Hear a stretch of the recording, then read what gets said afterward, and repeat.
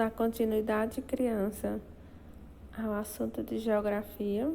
Agora nós iremos para a página 21, tá bom? Só dando continuidade. Continuando, vamos dar continuidade ao vídeo anterior. A origem da diversidade.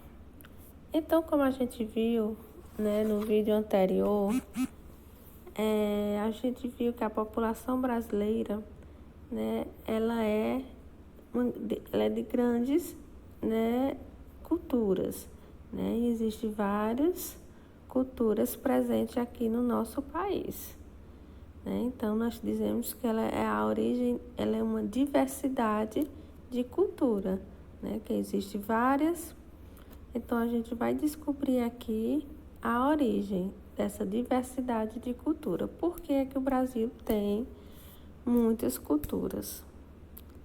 A formação do Brasil e da população brasileira foi influenciada por grupos humanos de diversas origens, principalmente indígenas, europeus e africanos.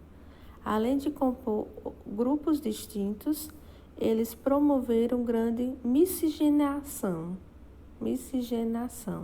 que é o resultado da mistura entre povos.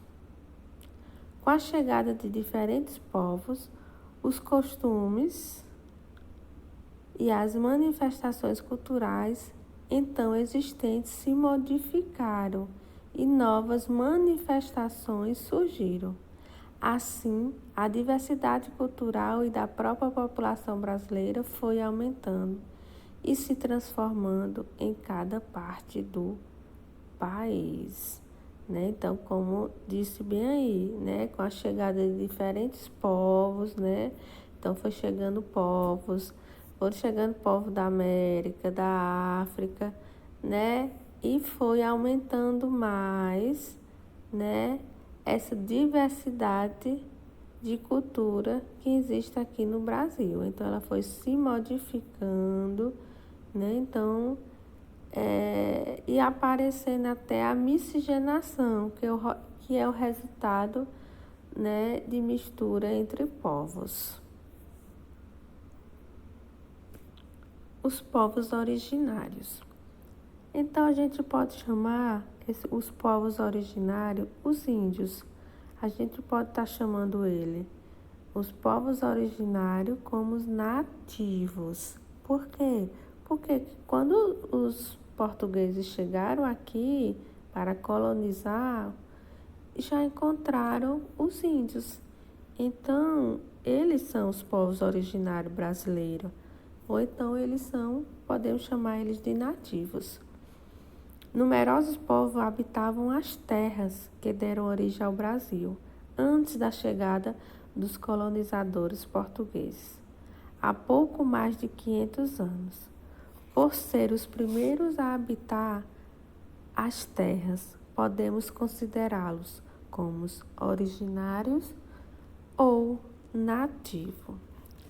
Estima-se que a população nativa, que eram os índios, era de aproximadamente 5 milhões de pessoas até a chegada dos colonizadores, até a chegada dos portugueses.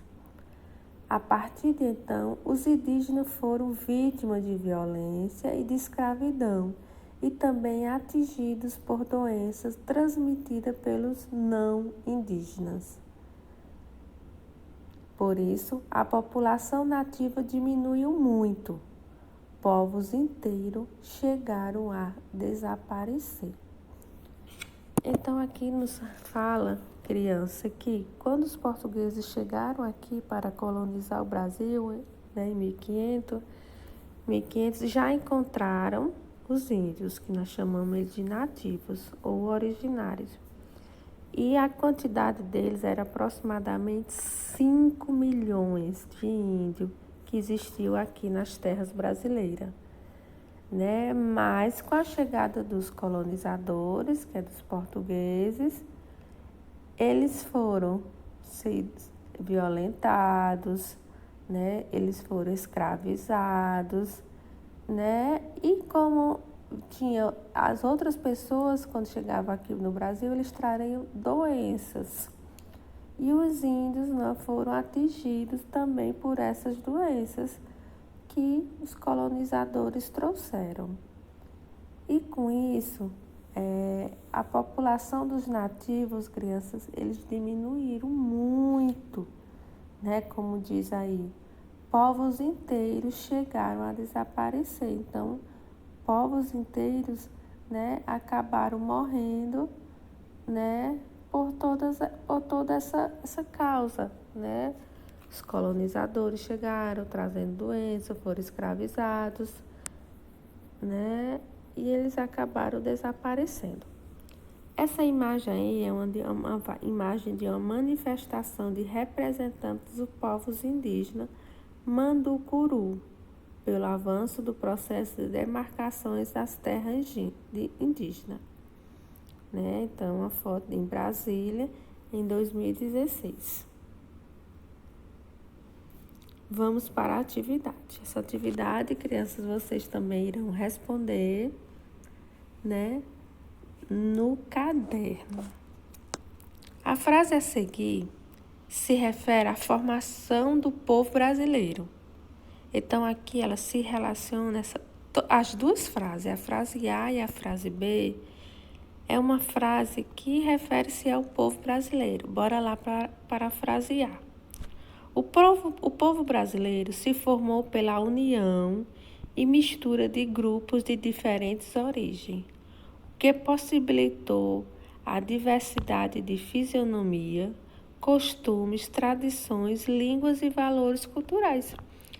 Sim, né? Então, o povo brasileiro ele se formou de diferentes povos, né? Como já foi falado, veio as pessoas da Europa, né? Veio da África, teve os indígenas, né? Aqui no Brasil. Então, foi diferentes grupos.